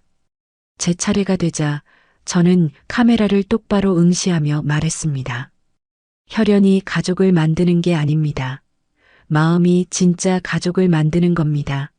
부디 저희 같은 불행한 일이 다시는 없기를 바랍니다. 박재호 씨가 옆에서 저희를 보며 따뜻하게 웃어주었습니다. 고생 많으셨습니다. 어르신들. 고맙네. 자네 덕분에 우리가 살았어. 이 큰 은혜를 평생 잊지 않겠네. 저는 박재호 씨의 손을 잡고 거듭 감사를 표했습니다. 법원 계단을 내려가며 하늘을 올려다보았습니다. 구름 사이로 눈부신 햇살이 비치고 있었습니다. 길고 길었던 싸움이 끝났습니다. 이제 저희는 다시 살 수 있게 되었습니다. 비록 가슴에 큰 구멍이 뚫렸지만 서로가 있기에 다시 채워갈 수 있을 겁니다. 판결이 난 후 법원으로부터 기다리던 연락이 왔습니다. 영민이 부부가 부당하게 가져간 재산을 모두 환수할 수 있다는 소식이었습니다. 집으로 돌아갈 수 있어, 정희야. 남편이 상기된 얼굴로 제게 말했습니다. 정말? 우리 집으로? 응, 이제 진짜 우리 집으로 가는 거야. 몇 달 만에 우리 집 현관문을 열었습니다. 익숙한 냄새 대신 곰팡내와 먼지 냄새가 훅 끼쳐왔습니다. 집안은 엉망진창이었죠. 이것들이 아주 난장판을 만들어놨구먼. 남편이 혀를 차며 한숨을 쉬었습니다. 가구는 제자리에 있는 게 하나도 없었고 서랍이란 서랍은 다 열려 나뒹굴고 있었습니다. 돈 될 만한 걸 찾느라 집안을 쥐잡듯 뒤진 흔적이 역력했죠. 괜찮아, 여보, 하나씩 정리하면 돼. 우리가 다시 채우면 되지. 저는 씩씩하게 소매를 걷어붙였습니다. 며칠 동안 저희는 땀 흘리며 쓸고 닦았습니다. 깨진 화분을 치우고 넘어진 책장을 세우고 하나씩 제자리를 찾아주니 집이 다시 숨을 쉬는 것 같았습니다. 여보, 공방 다시 열까? 어느 날 아침 남편이 조심스럽게 물었습니다. 다리는 괜찮겠어? 무리하면 안 되잖아. 지팡이 짚고 살살하면 되지. 톱질할 힘은 아직 팔팔해. 남편의 눈에 오랜만에 생기가 돌았습니다. 좋아, 다시 시작하자. 당신 나무 깎는 소리가 그리웠어. 저는 남편을 꼭 안아주었습니다. 박재호 씨도 간혹 내려와 서로 행복한 안부를 물으며 지냈습니다. 오늘은 제가 특별식으로 저녁 차려드리겠습니다. 앉아만 계세요. 박재호 씨가 능숙하게 앞치마를 두르고 부엌을 차지했습니다. 재호 씨, 요즘은 뭐하고 지내? 얼굴 보기 힘드네? 제가 식탁에 앉아 물었습니다. 산장 정리하고 마을로 내려왔습니다. 그래, 산장 일 그만두고? 네, 작은 북카페를 열까 해요. 책 모임도 하고 제가 겪은 일들을 토대로 사람들한테 안전교육과 응급처치도 가르치려고요. 박재호 씨가 도마질을 하며 웃었습니다. 아유, 참 좋은 일 하네. 자네한테 딱이야. 다 두 분 덕분입니다. 두 분 사건 겪으면서 제 삶의 방향도 확실해졌거든요. 박재호 씨는 이제 남이 아니었습니다. 피 한 방울 안 섞였지만 배 아파 낳은 자식보다 더 살갑고 든든한 진짜 가족이었습니다. 어느 화창한 주말, 저희 집 마당에서 작은 파티를 열었습니다. 저희가 다시 일어설 수 있게 도와준 고마운 분들을 초대했죠. 어서 오세요. 이렇게 반가울 수가. 증언을 해준 대학생 커플이 제일 먼저 도착했습니다. 할머니, 할아버지, 건강해 보이셔서 정말 다행이에요. 남학생이 환하게 웃으며 인사했습니다. 고맙네. 정말 고마워. 자네들 덕분에 우리가 살았어. 저는 그들의 손을 잡고 놓지 못했습니다. 저희는 당연히 해야 할 일을 한 건데요. 뭘? 여학생이 수줍게 웃었습니다. IT 전문가와 산악회 분들도 속속 도착했습니다. 자, 다들 잔 채우시죠. 건배. 남편이 잔을 높이 들었습니다. 저희 부부를 지옥에서 꺼내주신 모든 분들께 진심으로 감사드립니다. 이 은혜 평생 잊지 않고 갚겠습니다. 에이, 어르신, 정의를 구현한 것뿐입니다. 건강하게 오래오래 사세요. 산악회 회장님이 호탕하게 웃으셨습니다. 저는 이 따뜻한 사람들을 보며 가슴이 벅차올라 눈시울이 붉어졌습니다. 세상은 아직 살만한 곳이구나. 좋은 사람들이 이렇게나 많구나 싶었습니다. 며칠 후 구치소에서 등기 우편이 왔습니다. 발신인은 장영민. 봉투를 보는 순간 가슴이 철렁 내려앉았습니다. 어떻게 할까? 뜯어볼까? 남편이 굳은 표정으로 물었습니다. 아직은 못 읽겠어. 마음의 준비가 안 됐어. 저는 고개를 저으며 편지를 서랍 깊숙한 곳에 넣었습니다. 그래, 나중에, 아주 나중에 우리가 더 단단해지면 그때 보자. 남편도 동의했습니다. 용서는 아직 우리에게 너무 이른 단어였습니다. 공방을 다시 연 날, 동네 단골들이 소문을 듣고 찾아왔습니다.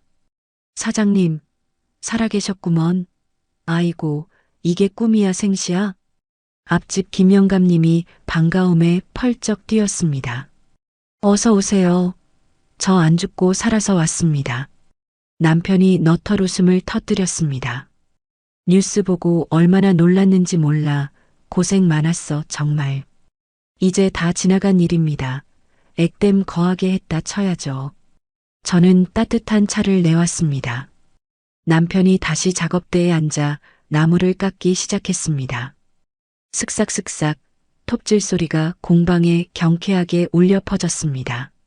오랜만에 듣는 평화의 소리였습니다. 저는 남편의 듬직한 뒷모습을 보며 미소 지었습니다.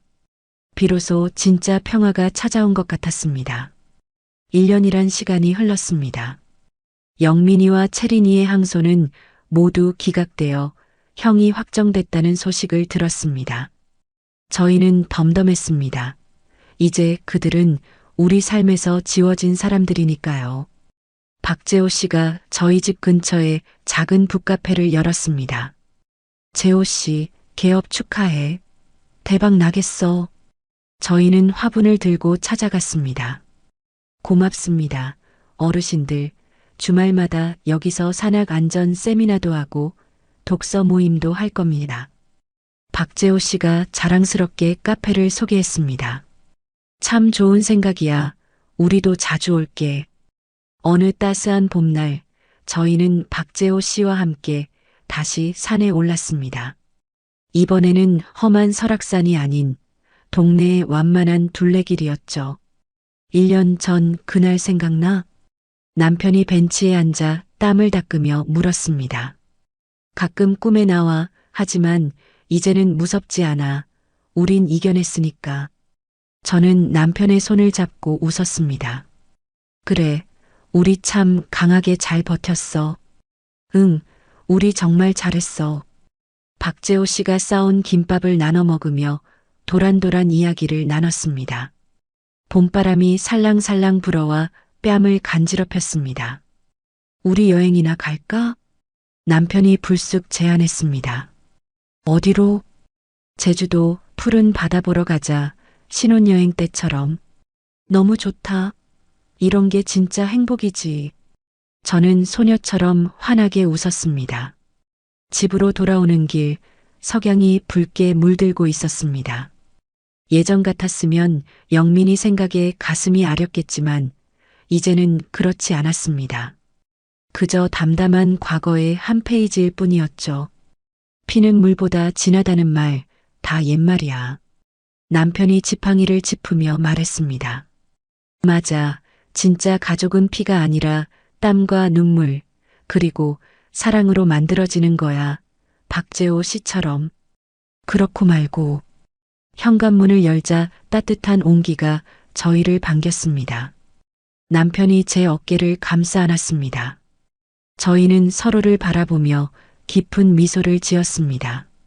그 웃음 속에는 죽음의 문턱을 넘어온 사람들만이 가질 수 있는 단단함과 평온함, 그리고 곁에 있는 사람에 대한 깊은 감사가 담겨 있었습니다. 우리 남은 인생 정말 재밌게 잘 살아보자. 남편이 말했습니다. 응, 행복하게 보란 듯이 잘 살자. 저는 남편을 꽉 껴안았습니다. 새로운 하루가, 아니, 저희의 진짜 인생 2막이 시작되었습니다. 절벽에서 떨어진 그날로부터 1년. 저희는 죽음에서 살아 돌아왔고 더 강하고 단단해졌습니다. 이제 저희는 그 무엇도 두렵지 않습니다. 어떤 시련이 와도 함께 손잡고 넘을 수 있으니까요. 창밖으로 눈부신 봄 햇살이 쏟아져 들어왔습니다. 평화로운 일상, 우리가 그토록 원했던 평범한 행복. 이제 저희는 그 소중한 행복을 온전히 누릴 것입니다. 여기까지가 제 이야기입니다. 절벽에서 떨어진 그날, 저는 죽을 뻔했어요. 하지만 살아남았고 진실을 밝힐 수 있었습니다. 저는 이 일을 겪으며 많은 것을 배웠어요. 혈연이 가족을 만드는 게 아니라는 것, 진짜 가족은 사랑과 신뢰로 만들어진다는 것. 저는 이제 두렵지 않습니다. 무엇이 와도 이겨낼 수 있다는 걸 알아요. 여러분도 힘든 일을 겪고 계신다면 포기하지 마세요. 끝까지 싸우면 반드시 진실이 이긴다는 걸 저는 믿습니다. 이야기를 끝까지 들어주신 분이 계시다면 잘 들었다고 댓글 하나만 남겨주세요. 감사합니다.